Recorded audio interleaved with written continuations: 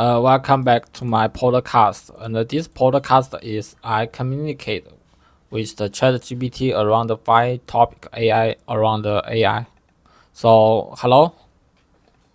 Hello, absolutely. I'm here and ready to chat about any AI topics you have in mind. If you're planning to dive into 5 different themes around AI, just let me know what those themes are and we can jump right in. Okay, so the first is here. Absolutely, that got it. Let's kick things off with GPT-4. So, GPT-4 is essentially one of the more advanced iterations in the GPT series of language models. It's known for having a larger scale, more nuanced understanding, and a whole bunch of training data that makes it even more flexible than its predecessors. People use it for everything from writing and brainstorming to coding and tutoring. To give you a little visual feel for it, here's a quick image set of what GPT-4 looks like conceptually, including some examples of its interface and the kinds of tasks it can handle. Hey, we need to talking around the topic I sent you, right? Absolutely, my bad for jumping ahead. Let's steer right back to that first topic you mentioned. So, focusing on the rise of open source assistants like OpenClaw, formerly Maltbot, is definitely a fascinating angle. It's a big discussion because it really brings up that tension between the freedom and flexibility of open source AI and the security risks that come with it. In other words, when you let a community build all sorts of modular skills for an AI assistant, you get a lot of innovation and customization. But on the flip side, it can also become a bit of a security playground if someone finds a way to inject malicious prompts or code. Let me also give you a little visual sense of what these open source AI assistants look like and what the community driven development might entail.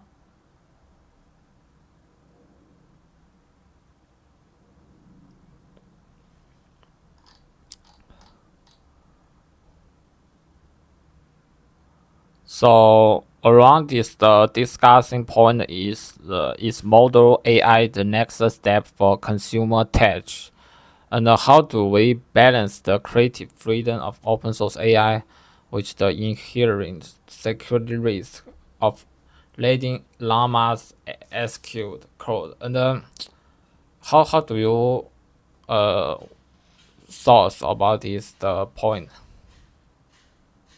Yeah, that's a great question and really the heart of the topic. The idea of modular AI, where users can add or tweak functionalities in an open source assistant, is definitely a big leap for consumer tech. It means people can tailor their AI to their own needs, kind of like The people in outside and can send some operation cross by the Discord or the Telegram to let the OpenClaw to make something for him. But to be honest, I don't really need this the feature because I need to focus to do something crucially like the development of my project or the generate some shelf media content by the Gemini or something.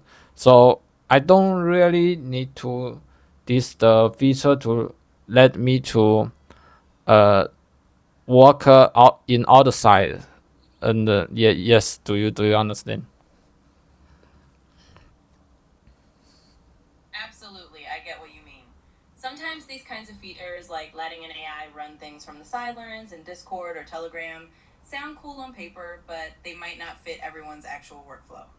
If your priority is really just focusing directly on your core development tasks or generating media content with something like Gemini directly, then yeah, that extra layer might just feel unnecessary.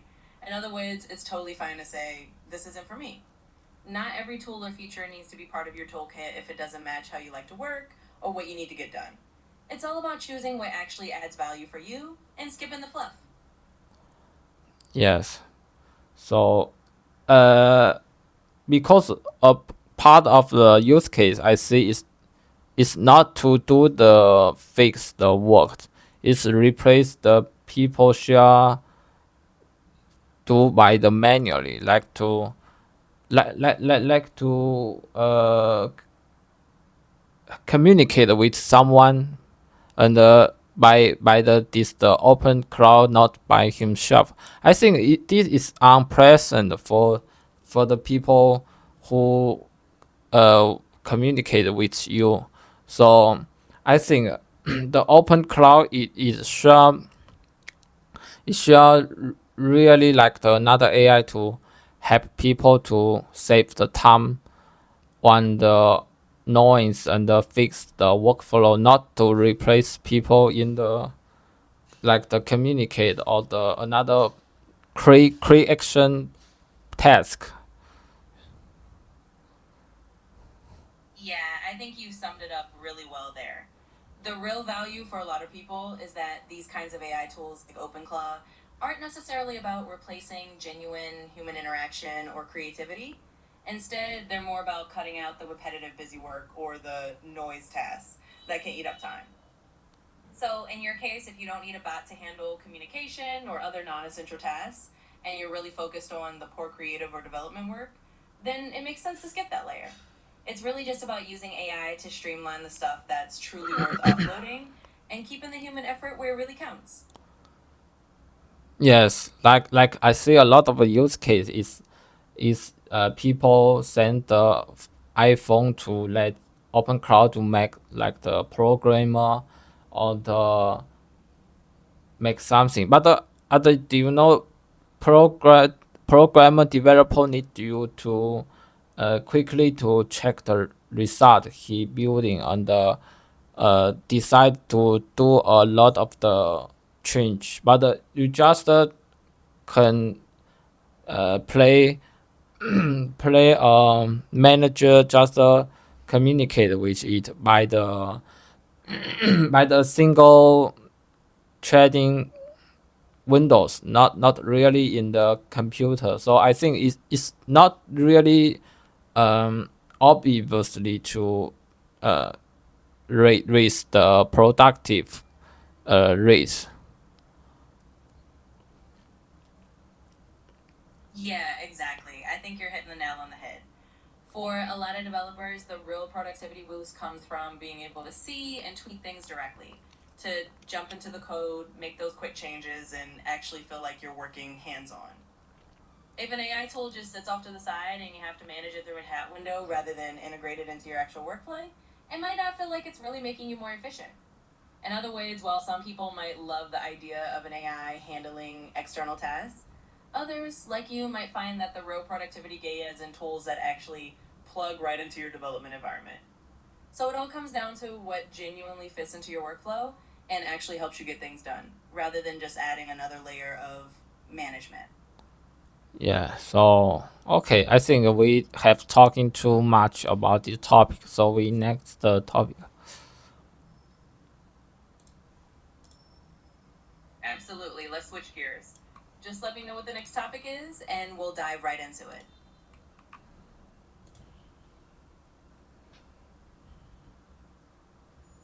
Absolutely. That's another fascinating topic, and it ties right into that whole question of how a more closed off ecosystem like Apple's handles the current AI landscape. So, to break it down a bit, we've got this news that some of Apple's top AI talent is heading off to places like Meta or Google DeepMind. And part of the speculation is that Apple's more tightly controlled walled garden philosophy might not mesh as well with the super collaborative, fast moving world of AI research. Is Apple losing the AI arms race? Well, that's the big question. Some people would argue that Apple's focus on privacy, on device processing, and integrating AI into hardware still gives them a unique edge. Others might say that without embracing more open collaboration, they could fall behind companies that are moving faster in the AI space. Let's also add a quick visual element here to give a sense of the shift. For example, looking at Apple AI talent leaving for Google DeepMind, AI researchers moving from Apple to Meta, Apple AI internal friction. In the end, it's a cool discussion point. Can a company known for doing things their own way keep pace in a field that's increasingly about sharing and rapid iteration? It's definitely a storyline to watch. As my point, I think the Apple is obviously like the loser right now behind the AI race right now. I think because you can see the since the it have been almost 3 3 years since the GPT 3.5 launch, but we can see the AI, Apple in AI just building Siri, building a AI Siri, but we like to see the Siri what it actually to improve the customer productivity, because the mobile phone, a lot of time mobile phone not truly to be the productivity tools, instead like the computer. So we can see Apple it not be the strange in the challenge and the basic development. It not to be strange in both the area.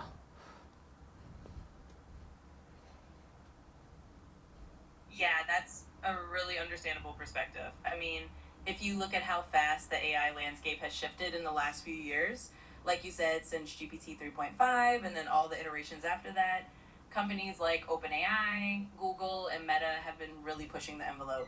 And from that angle, it does look like Apple's been a bit slower to translate their AI efforts into something that feels as game changing for productivity. You're totally right that a lot of people still see mobile devices more as convenience tools rather than hardcore productivity machines. And Apple's approach to integrating AI into that space has been more incremental.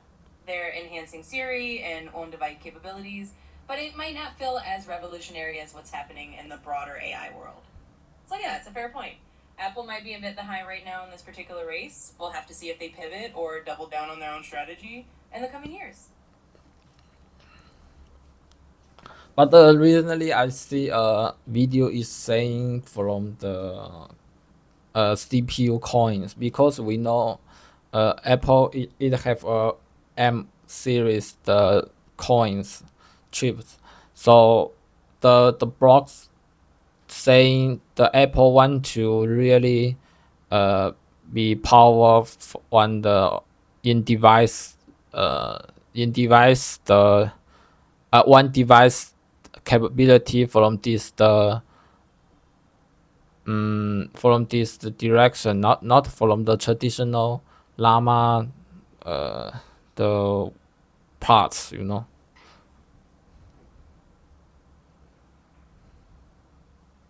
Yeah, exactly. That's a really good angle to highlight. Apple's been investing heavily in their M series chips, and the idea is definitely that they want to push a lot of AI capability directly onto the device itself. So instead of relying on these huge cloud based models like Llama or other big language models, Apple's kind of doubling down on making your iPhone or Mac capable of running AI powered tasks locally. It's a different philosophy, right? They're focusing on privacy, speed, and not having to send your data off to a server. But like you said, that means their AI advances might look a little less dramatic on the surface compared to the big cloud based leaps we see elsewhere. So, yeah, that's a great point. Apple's playing a longer game with on device AI, and it's definitely a different direction from the traditional cloud heavy approach. And just I stuck in expression is how to say the 从某个角度切入 in how to say in English.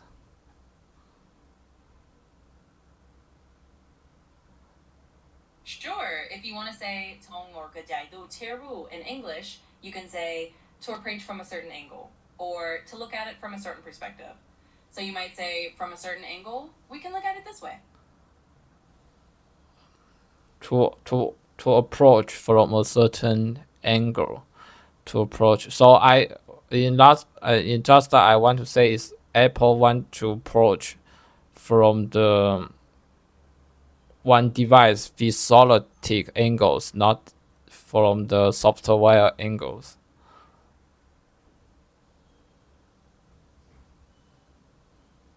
Exactly, you've got it. So you can say something like Apple wants to approach it from the hardware or on device angle, not purely from a software or cloud based angle. That captures it perfectly. Okay, so we need to quickly enter the next topic.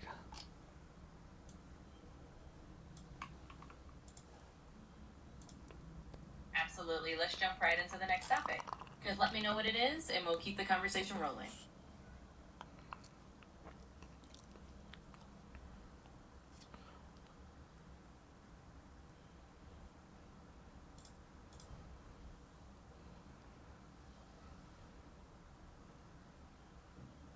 Ooh, that's definitely a big, juicy topic to tackle. The whole shift in the job market is something a lot of people are feeling right now. So, to break it down, the idea is that as AI tools handle more of the routine or entry level coding tasks, senior engineers become more valuable because they have the deeper systems knowledge and the ability to oversee complex projects. Meanwhile, for juniors, it's tougher because those traditional entry level roles that used to help them get their foot in the door are kind of shrinking. And yeah, the whole idea that open source contributions might become the new resume is a fascinating one. It's like to stand out, you have to show you built something real in the community, not just have a list of job titles. I mean, we'll start a quick visual element here so we can see what this shift looks like. A image group could be for as carousel 69, query senior engineers valued in AI job market 2026, open source contributions for tech resumes, junior developer job market tough due to AI. In other words, we're looking at a world where being visible in open source might be one of the main ways new engineers prove themselves. And it does raise that big question of how we help the next generation if the old entry level path is fading away. I think this point is built behind before before a fact is AI just play a junior or entry level the the the the the the exist the employer, not the system level the player, you know.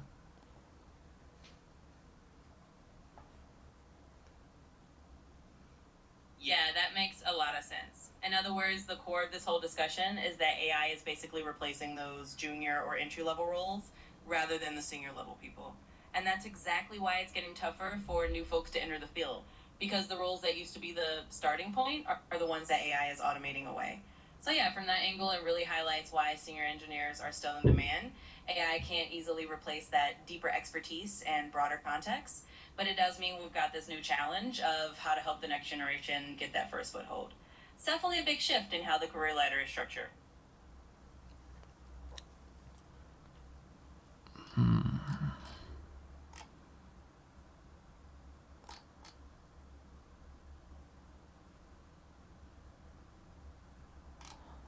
So how do you watching this scenario? If you are a graduate student and as actor as a entry level, how do you face this game change?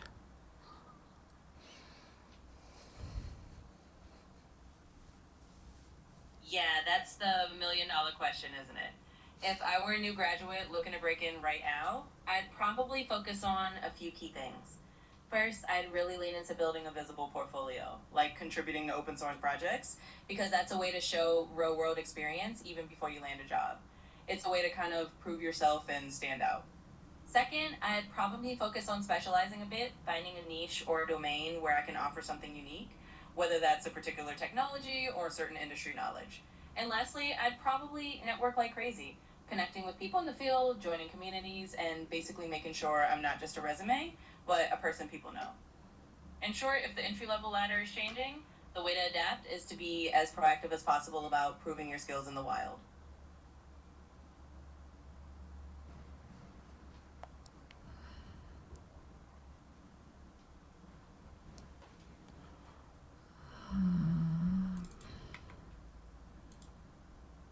Proactive.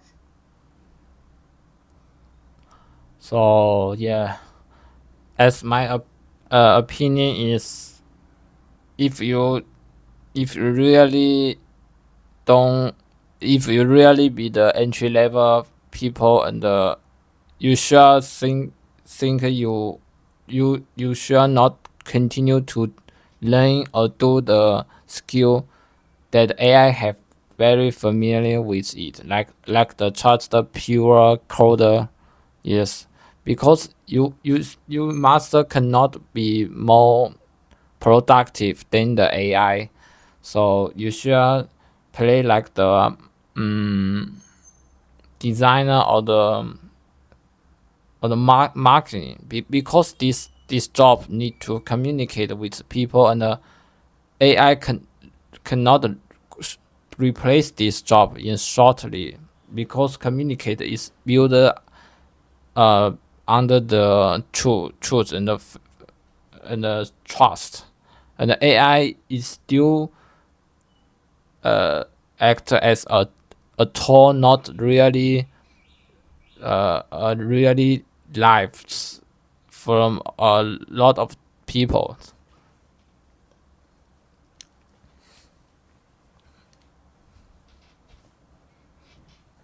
Yeah, that's a really smart take on it. In other words, instead of trying to compete directly with AI on tasks it already does super well, like just pure coding grunt work, you're saying it's better to move into roles where human communication, creativity, and trust are really front and center. Things like design, product strategy, or roles that involve a lot of human interaction are going to be harder for AI to replace in the near term. And you're right, a lot of people still see AI as a tool rather than a true replacement for that human to human connection. So if you're stepping into the industry now, it might be a good idea to look for those roles where the human element is front and center. That way, you're positioning yourself in a space where AI is more of a partner than a competitor. Okay, so we dive the full topic.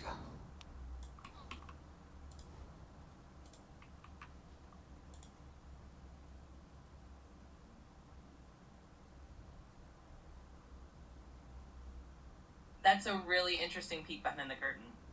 So, in one hand, you've got this move fast culture where teams are all in, working whenever the model or the project needs them. It definitely can speed things up and create a sense of urgency that maybe some more laid back environments don't have. But on the flip side, like you said, the big question is sustainability. Is pushing that hard a long term advantage, or does it lead to burnout and make it hard to keep talent in the long run? It's a tricky balance. As for what Western mods can learn, maybe there's something in that intense focus on alignment and reinforcement learning strategies, but it's probably also about adapting those lessons in a way that's still sustainable and healthy for the team. Let me add a quick visual here to show what the cultural difference looks like. An image group could be for MiniMax's intense work ethic, Chinese AI lab culture MiniMax, Western AI lab research environment, AI research velocity East versus West. In the end, it's probably about finding a middle ground, taking the best parts of that first principles discipline while also keeping an eye on long term well being. It's definitely an interesting discussion.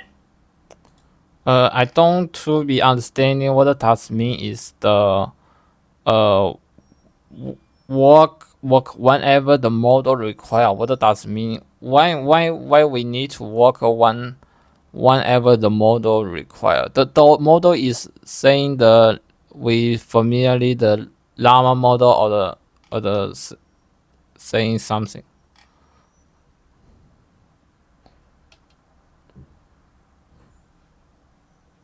Sure, that's a good thing to clarify. When they say work whenever the model requires, they're basically talking about a kind of work culture where the research team or engineering team adjusts their hours or their schedule to fit the needs of the AI training process. For example, if they're training a model like Llama or any large language model and it hits a point where it needs human input or it finishes training at an odd hour, the team might jump in and do their work whenever that moment happens, whether that's late at night, early in the morning, or just outside normal working hours. So it's less about the model being a specific type like Llama and more about the idea that the team is willing to be flexible and kind of revolve around the model's training needs. It's just a different way of organizing work, and it can lead to faster iteration, but it can also be more demanding on the team.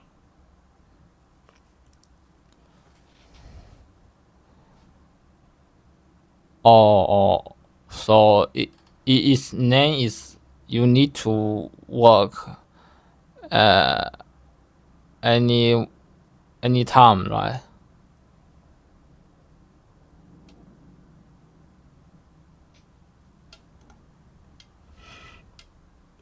Yeah, pretty much. In a nutshell, it means you might need to be ready to jump in at any time rather than sticking to a strict 9 to 5 schedule. It's all about being flexible and working whenever the model or the project needs you. So, yeah, you nailed it. I think a lot of the AI companies shall have this the work patterns, because like me, I just a solo entrepreneurs right now, and I need to work anywhere I want have the new video or image model release.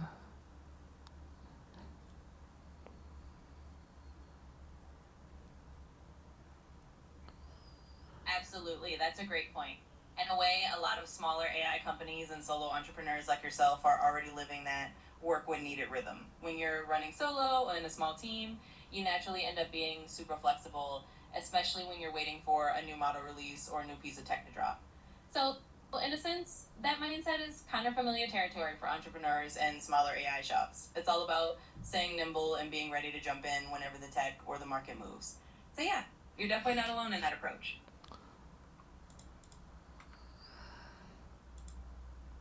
Territory. Okay, so thank you for joining this podcast.